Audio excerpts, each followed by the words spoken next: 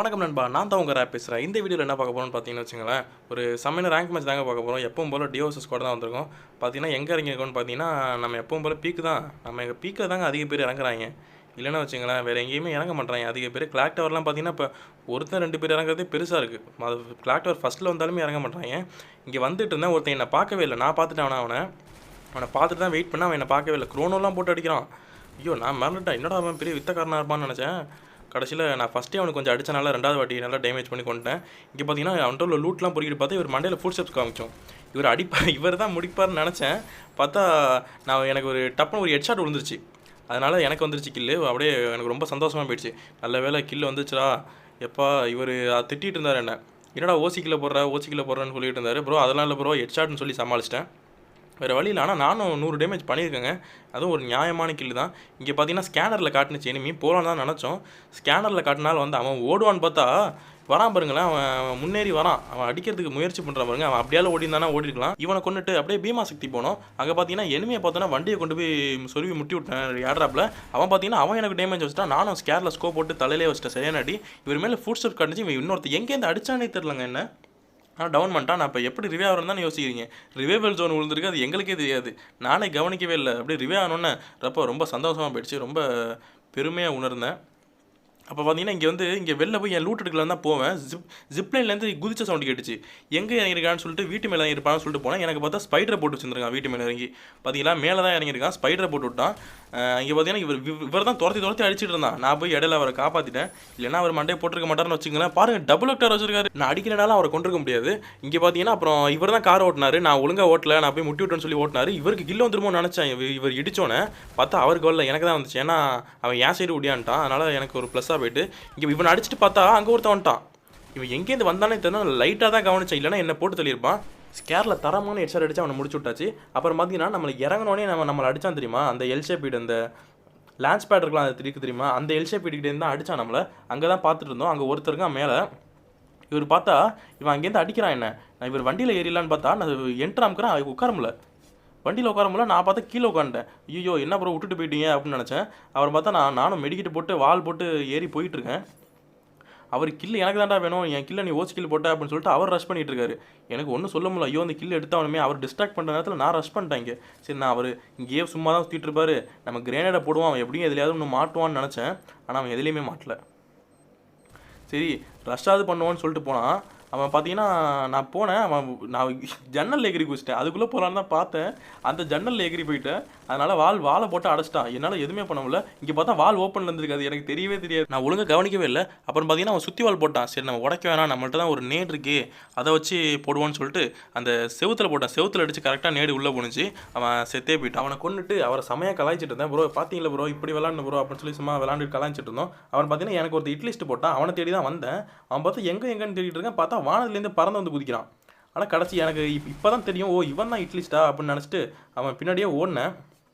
அவன் பார்த்தீங்கன்னா வச்சுங்க அந்த லூட் எடுத்தே அவன்டா நான் ஹாஸ்டலில் போய் தப்பிச்சிருவேன் அப்படின்னு சொல்லிட்டு அவன் ஓடிக்கிட்டே இருக்கான். கரெக்டாக நான் இங்கே போகிறேன், அவன் கரெக்டாக சைடில் திரும்பி ஹாஸ்டலுக்குள்ளே போயிட்டான். சரி நானும் விடாமல் ஐயோ இவர் கில்லு கொடுத்துக்கூடாது. அங்கே எத்தனை பேர் இருக்காங்கன்னு வேறு தெரில. நானும் ரஷ் பண்ணிட்டேன். இங்கே வால்லாம் போட்டு சண்டை போட்டுருக்கனால இது எத்தனை பேர் இருக்காங்கன்னு தெரில. இவனை பாருங்கள், இவன் என்னை கவனிக்கவே இல்லை. அவன் பட்டில் போய் லூட் எடுத்துக்கிட்டு போய் ஒளிஞ்சிடலான்னு பார்த்துருப்பான் போல். இங்கே இவனை கொன்னோடனே இன்னொருத்த அடிக்க ஆரம்பிச்சிட்டான். ஐயோ இவர் அடிச்சு அவனுமே இவர் வேறு போட்டிக்கு வராரு அப்படின்னு சொல்லிட்டு நான் போயிட்டு இருந்தேன். நான் கீழே வழியாக போனால் அவர் மேல் வழியாக போனார். ஆனால் கீழே அவருக்கு தான் சரி பரவாயில்லன்ட்டு அடுத்து பார்த்தீங்கன்னா நான் கார் ஓட்டுற சரியில்லைன்னா இவரே ஓட்டிட்டு இருந்தார் கார். இவரை பாருங்களேன், இவர் ஓடிட்டு இருந்தார். எனிமி இருக்கான்னு சொல்லிட்டு நான் இறங்கிட்டேன். ப்ரோ நிறைய பேர் இருக்காங்க ப்ரோ, ஸ்குவாடாக சுட்டு காட்டுனுச்சு மேப்பில். அதனால தான் நான் இறங்கிட்டேன். பார்த்தா அவர் பக்கத்தில் போகலான்னு பார்த்தா எனக்கு போவே விடலை. இங்கேருந்து பின்னாலேருந்து அடிக்க ஆரம்பிச்சிட்டாங்க. அவரை பார்த்தா ஸ்குவாடாக சுற்றி போட்டு முடிச்சிட்டாங்க. சரி இப்போ போய் அட்டாக் பண்ண வேணாம். இவனை பார்த்தீங்களா நான் எம்புனால தப்பிச்சிட்டேன் போல். இல்லைனா அவன் ஏற்றி தூக்கிட்டு போயிட்டே இருந்திருப்பான். நான் அந்த இடத்துல அவர் ரிவே பண்ணிட்டேன். ப்ரோ ஏன் ப்ரோ சொன்னால் கேட்குறீங்களா ப்ரோ, ஸ்குவாடாக இருக்காங்கன்னு சொல்கிறேன் போகிறீங்க அப்படின்னு சொல்லிட்டு நான் எப்படியாவது இங்கே மூலையில் போய் உட்காந்துடலாம், அப்போ தான் 2 சைடும் வந்து அடிக்கலாம்னு நினச்சேன். அதுவும் போகிறதுக்குள்ளே நான் முடிச்சிட்டாங்க. இவரை தூக்கி விட்டோன்னா இவர் என்ன பண்ணிட்டார், இவர் சமணர் தான் பவர் எக்ஸ்ட்ரா ஸ்கில்ஸ் எடுத்து வச்சிருந்தாரு. சமணரை போட்டு என்னை போய் அங்கே டான்ஸ் ஆடி தூக்கிட்டு இருக்காரு. கரெக்டாக இப்போ நான் எதிர்பார்க்கவே இல்லை இவர் சமணரை போட்டு தூக்குவாருன்னு சொல்லிட்டு எதிர்பார்க்கல. அவர் சூப்பராக ரிவே பண்ணிட்டாரு. நானும் இறங்கிட்டேன். அதே இடத்துல ஃபேக்ட்ரியிலே இறங்குது சொல்லிட்டு நானும் இறங்கிட்டேன். சரி அவருக்கு ஹெல்ப் பண்ணலாம், தனியாக இறங்கினாலும் செத்துருவோம் எப்படியும். அவர் பக்கத்தில் இறங்கலான்னு பார்த்தா இறங்கினோடனே என்னை போட்டுருவாங்க போல். அந்தளவுக்கு ஆகிடுச்சு. எவ்வளோ ஹெல்த்தை குறைச்சிட்டாங்க பாருங்களேன். சரி மெடிக்கிட் இறங்க கொடுத்தாங்களா, சரி அதை போட்டுட்டு இருந்தேன். இபி வேறு காலி ஆயிடுச்சு. அதையும் ஏற்றிக்கிட்டு சரி கன்னு கிடைக்குமா, நம்ம டெட் பாக்ஸுக்கு போக முடியுமான்னு நினச்சிட்டு இருந்தேன். இவங்க கொண்டு வச்ச டெட் பாக்ஸ்லாம் பொறுக்கிட்டு இருந்தேன். ப்ரோ எனிமி இருக்காங்களான்னு கேட்டேன் அவர்கிட்ட. எவனுமே இல்லைடா அப்படின்னு சொல்லிட்டு அவர் தைரியமாக லூட் எடுக்கிறாரு பாருங்களேன். எவ்வளோ தைரியம். அவர் பார்த்தீங்கன்னா அவர் லூட் எடுத்துகிட்டு இருந்தார். நான் பார்த்தீங்கன்னா ப்ரோ என் லூட்டு தான் ப்ரோ எனக்கு வேணும். அதில் தான் நல்ல நல்ல கன்னாக இருந்துச்சா, நமக்கு நல்ல நல்ல நல்ல கன் இருந்தால் தான் நமக்கு செட் ஆகும் அடிக்கிறதுக்கு. இல்லைன்னா வச்சுங்களேன் நம்மளை முடிச்சு விட்டு போயிடுவாங்க, இல்லைன்னா அடிக்க முடியாது. அவர்கிட்ட பார்த்தா அவர் அங்கே போய் ரஷ் பண்ணிட்டார். அங்கே எனிமி இருக்காங்க வேறு. அவர் ஃப்ரண்ட்லேயும் நிற்கிறாங்க, ரைட்லேயும் நிற்கிறாங்க. இவர் என்ன பண்ணுறதுன்னு தெரியாமல் என்னை கூப்பிட்டாரு. நான் போனேன். அழகாக போய் சைடில் அவன் என்னை கவனிக்கவே இல்லை. போய் அழகாக அவனை டவுன் பண்ணிட்டேன் ஹெட்ஷாட் அடிச்சு. இங்கே அவங்க ஸ்குவாடே வந்து எம்பி குதிச்சிட்டு இருப்பாங்க.